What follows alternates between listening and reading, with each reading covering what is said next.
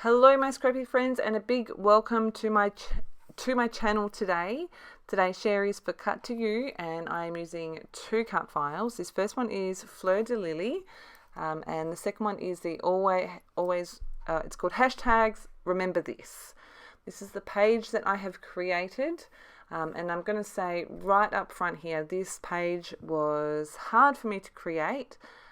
There is a whole page of hidden journaling here that you will get to see how it all comes together. If the names Sarah Jane and Kira ring any bells for you, that is because they sadly lost their lives here in Perth in the 90s, and only last year was something I should say, convicted of the horrendous things that happened to them. I was 16 years old when Sarah went missing, and I just remember the effect that it had on myself, and some of the long-term effects it's had on Perth as a city. So this was just something that I wanted to do because these girls could have been anyone, and they were someone to lots of people that knew them and loved them, and it's something that sat with me over these last 25 years, and something that I wanted to include in my albums. If you do have any questions, I will happily answer them, but it's a really tough subject, and this is kind of how it has affected me personally more than anything, and so that's what I wanted to include in our albums. What I've got here is some vellum. I'm just going to go on with my normal process video, so if you do have any questions, please feel free to leave them below, shoot me a message, anything. So I've got some vellum here that I have cut to size. I've already pre-cut my both of my cut files. You'll see that when I get into more of my process, that I have removed the always and this from the title cut file just for remember. I've taped down my vellum to my mat just because if you've never worked with vellum, you can see what it's doing here. It is curling up, and it does. If it's not taped down, it completely will curl up back on itself, so it makes it near on impossible to work with. I have cut these to size to fit behind the cut files that I've cut, and that is why I'm working with the sizes that I am. The pink piece I don't end up using. I was going to back my title with that and then chose not to. I did change a little bit as I was working on this, so my cut file, the lily, ended up being a bit too big for what I had originally intended, but I make it work, and I didn't end up using this pink. So that is the whole page of journaling that I've done. I've printed that on vellum as well, and you can see my background. I'm just showing you here. So there's some white cardstock, and then this pink pattern paper from Pinkfresh Studio, which is also the border around the edge. Here is the cut file all backed. I really love how this came together. It's absolutely beautiful. I'm going to use this as what you're going to see on the front of my layout. You can see I've scored down the left hand side, and I've used a pencil all the way around the other three sides to mark where I'm going to stitch. I realized, I think, as I went to stitch, that this was going to move as I was using my sewing machine, so I have just come back in, added some glue to the left hand side because I know that's going to be covered by my hinge that I create. You can see there I've sewn around three sides of that one, and I'm just pulling my threads through to the back, and I'm going to tape them down so that they don't get caught up. Here is the front. Again, I've pulled the threads through to the back. I'm just going to tape the strings down.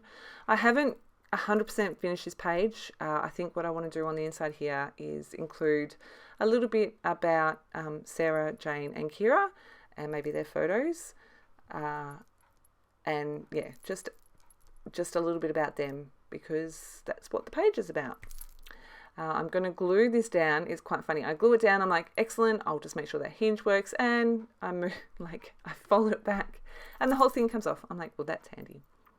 So I've taken it back to my sewing machine because I wanted it to look like it was stitched all the way around, which clearly it is.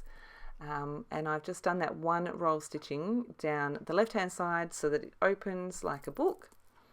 And now I'm just going to play with the placement. Now I did do some designing in my Silhouette software for this.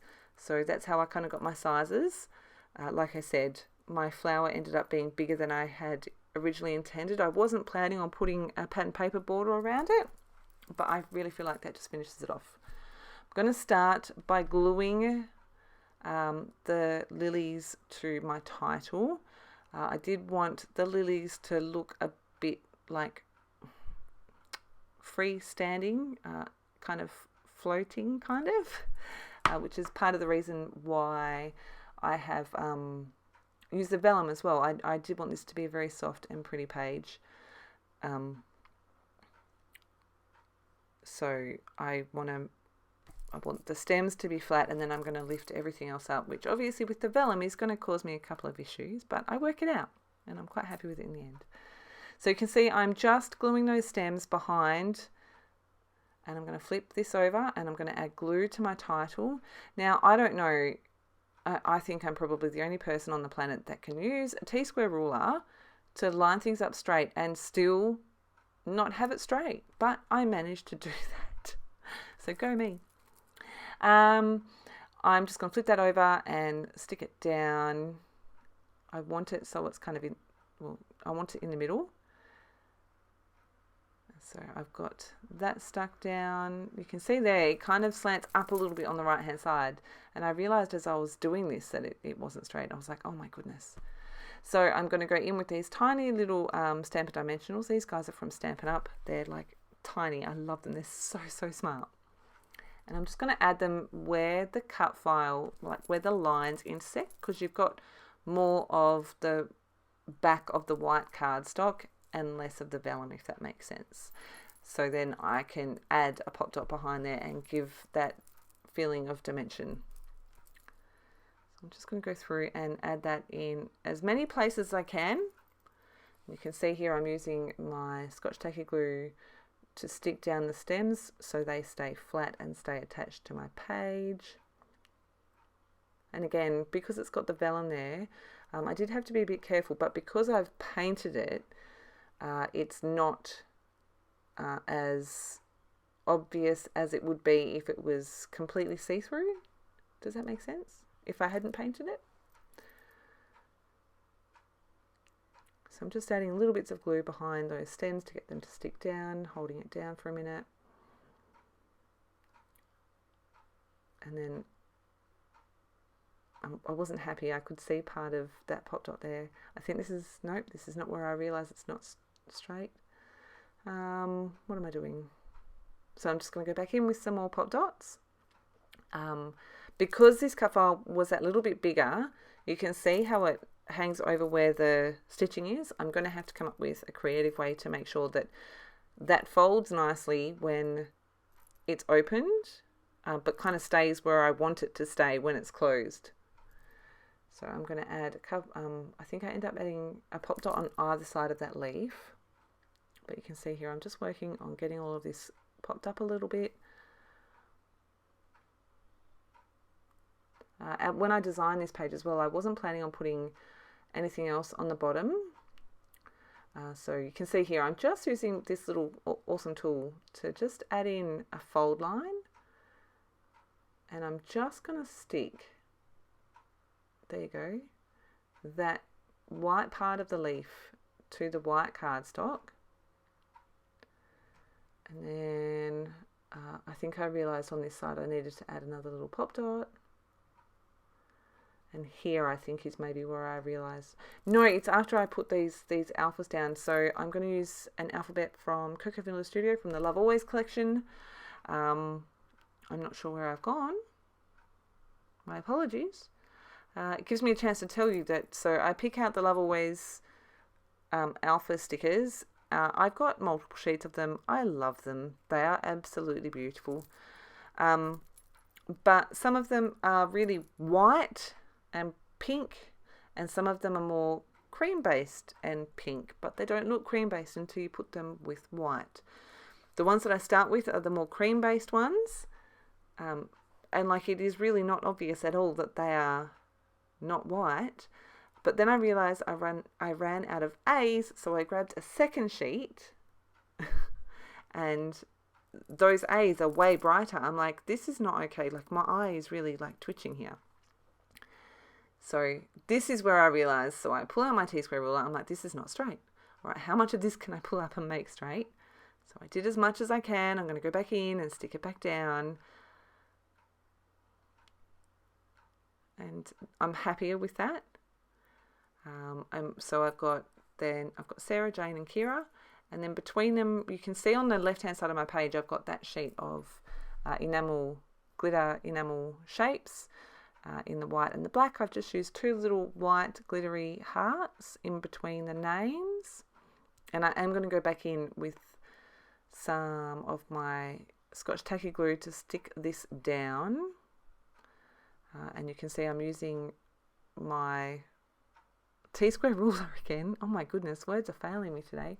And I'm just trying to get this lined up so it's kind of in the middle. I thought I cut all this out, but that's okay. You get to see my head. You're lucky. So yeah, I'm just adding that in. Grab another A from one of the sticker sheets. Make sure I get the right ones. And I'm really, really happy with how that looks. It's not like boom in your face or anything like that, which makes me happy. And then I've pulled out these sequins from Spiegel Mum Scraps. And I'm literally, as you can see, just sprinkling them. Where they land is almost exactly where I stick them down. Almost. And yeah, so I'm going to sprinkle those around, and then I'm just using the yellow ones. I'm going to go back in with my Scotch Tacky Glue and stick them down in place as well. So the sequins are A Touch of Sun by Spiegel Mum Scraps. So I'm just using, again, my Scotch Tacky Glue and my silhouette tool to pick them up. I had one stray. I'm just going to find somewhere to stick that in. I'm going to give you some close-ups on the video. We can see that there with all my writing. I'm really happy with how this page came out. Oh, I forgot to mention, I'm working on a 9x12 today, just for something different. You know, I wanted this to kind of stand alone. It's not really related to anything else in the album, but like I said, it was just some thoughts and feelings that I really wanted to make sure I did include somewhere, and you know, it's better out than in. So as hard as this page was to make, I really enjoyed the process of creating it and getting those words out. I hope you've enjoyed, and I will see you again with my next share very soon. Have a fantastic day.